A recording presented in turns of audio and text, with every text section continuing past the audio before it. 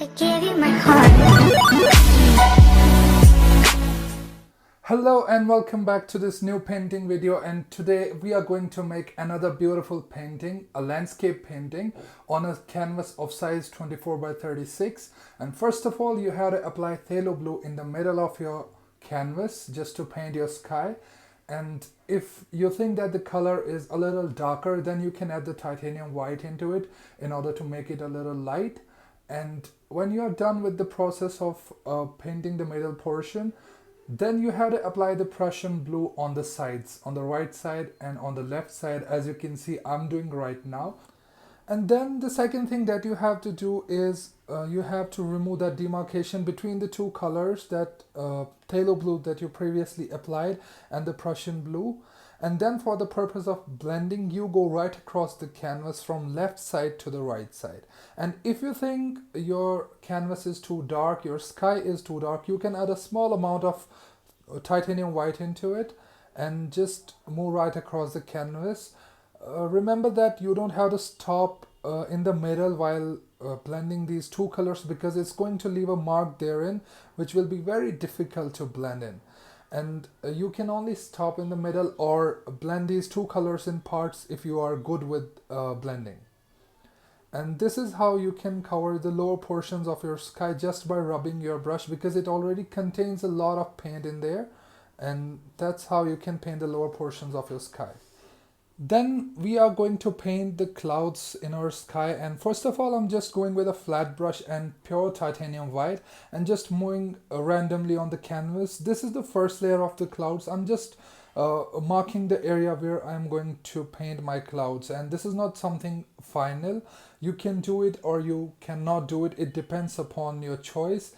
I like to make things easy for myself, and that's why I just keep them already done on the canvas. And later on we are going to apply the second or third layers upon these clouds.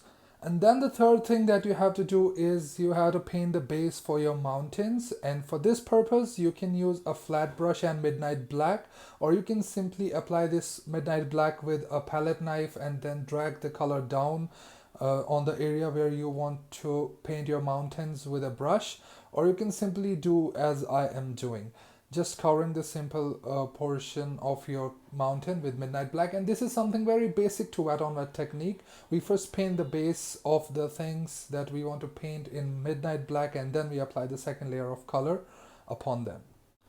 And right now it's time to paint the snow. As you can see, I have painted a small amount of snow on the left side, and that's what we are going to do on the right side.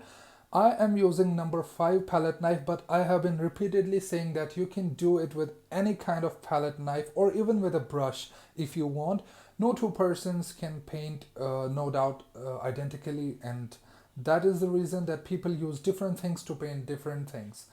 And there you have to use pure titanium white and just drag it slowly down with your palette knife towards the bottom. And that's how the texture of the snow will look like as it has fallen down, has come from top to bottom. As you can see in the zoomed in version, I just take the color and drag it slowly downwards, making those small strokes. You don't have to apply much pressure into it, because the black color will come out and mix with it and it will look very ugly. And this is the technique for painting the snow. And when it comes to painting the portion wherein the light isn't falling, you have to add a small amount of phthalo blue or Prussian blue, whatever you want, into your titanium white, and then you can apply that color on the portions where our light is not falling from the light source. As you can see, I have kept my light source on the left side. I have imagined it basically. And this is the reason I have painted pure titanium white on the left side, and on the right sides, as you can see, the color is a little different and it shows that the light isn't falling there. And you can see me using the same technique, taking a small amount of paint on my palette knife and just dragging it slowly downwards, and not killing all those blacks, because those blacks are giving it a very realistic look. And this is the reason you have to let those black spaces be there.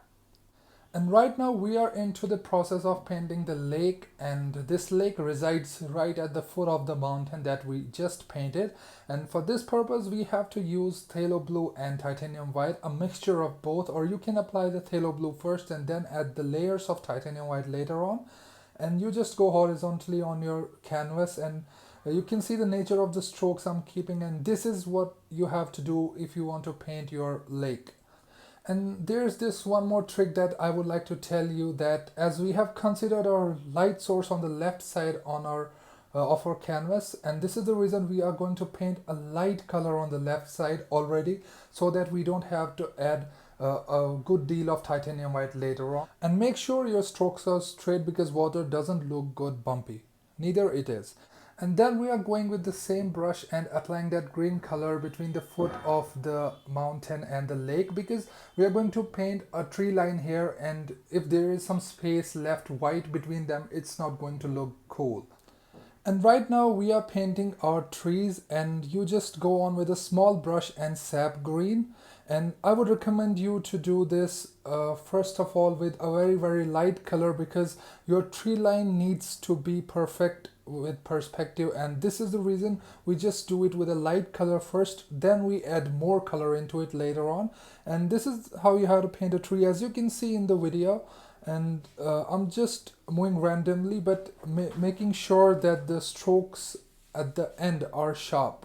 And this is how you can paint a tree. And then after painting the tree, you just have to apply that brown color at the foot of the trees, so as to give them a base to stand on, and it really looks good. You can do it with a flat brush and applying the color, and then add the details later on. And now you can see that I'm adding that third layer into my clouds. The second one has been already added, and the process is same. You take your stencil brush or the flat brush you want and paint those heads of the clouds with pure titanium white. And you can see I'm just tapping, and that's what you have to do. Or you can paint other types of clouds as well. This is not a compulsion to paint identically. And make as many heads as you can see in the background. Now we are into the process of painting the grass, and for this purpose we are taking a large brush, a 2-inch brush, and then loading it with sap green and just tapping upon our canvas, pushing the color right into the fabric. And this is simple tapping technique, and you can make the textures, not the textures but shape of the land with this technique. And you have to do it all over the canvas where your land area is, and then you go right back to the trees and add the color in there. See the nature of my strokes, I just tap in the middle and then move towards the outer side, making the outer side sharp, and it appears that these are the leaves or the branches of the tree. And now we are going to add some solid color in there.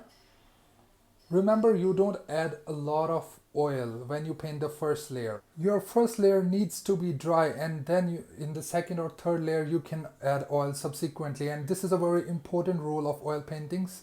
I will make a video soon on it called the fat over lean rule. And this time we are adding the highlights into our trees, and we are taking the help of chrome yellow, and with the same old brush that we painted the base of the trees, we are applying this color over there and just on the left sides of the trees, because the light source is on the left side, and this is the reason we have to paint the chrome yellow on the left side. And chrome yellow indicates that the light is falling upon this portion of tree, and this is giving out a very bright color than the rest of the tree. And this is how you have to do it. You can drag that stroke a little backward as well. This is not something, there should be a clear demarcation between the two colors. That's not necessary.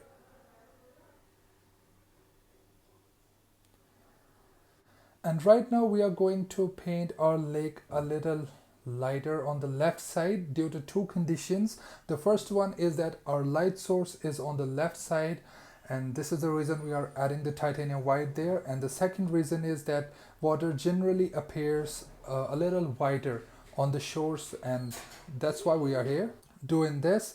And you have to be careful while doing this, because the brown color that you applied at the base of the trees can come out and ruin your water.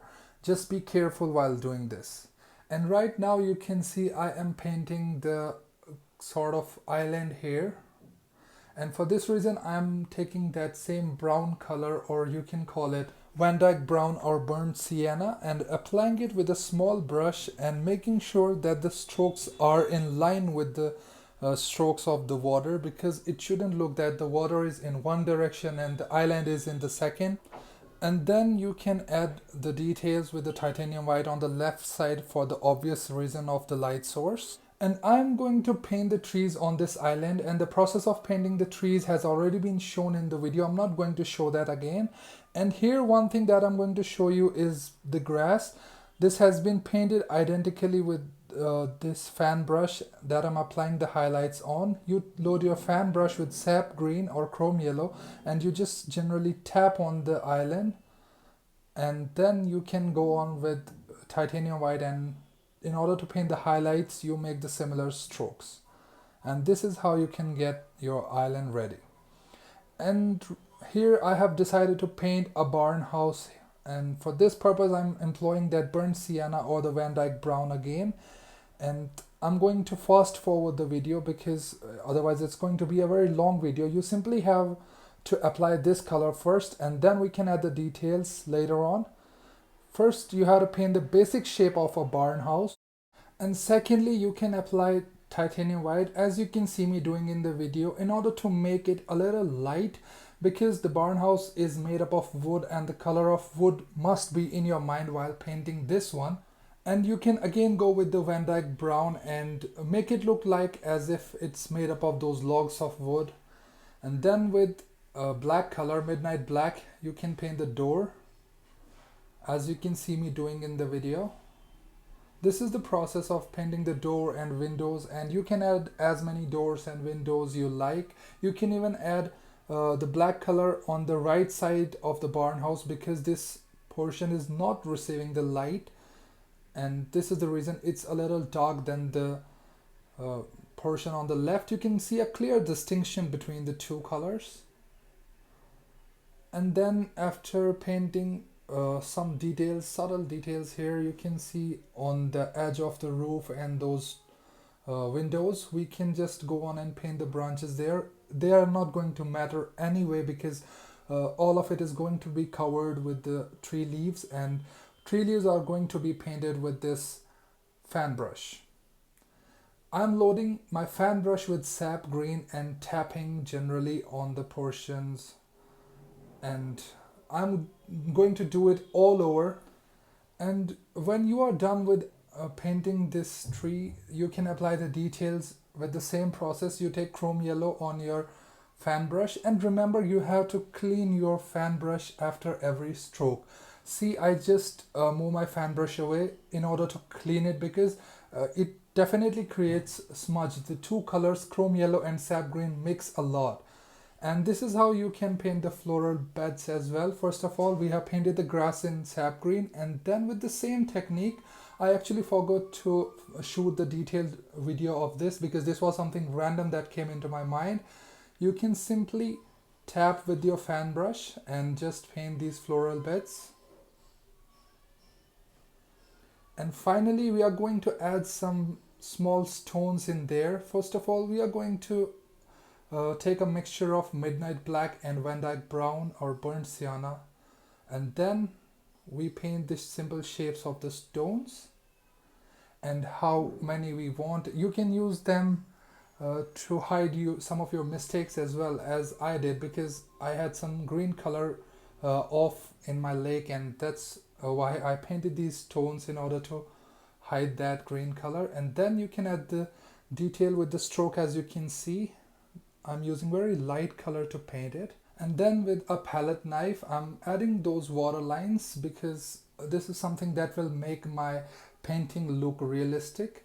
These water lines are a very beautiful thing to add into your landscape painting.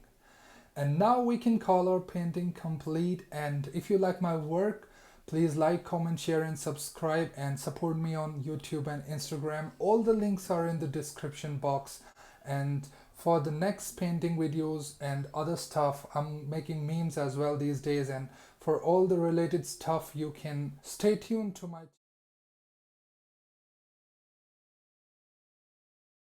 channel, and thank you for watching.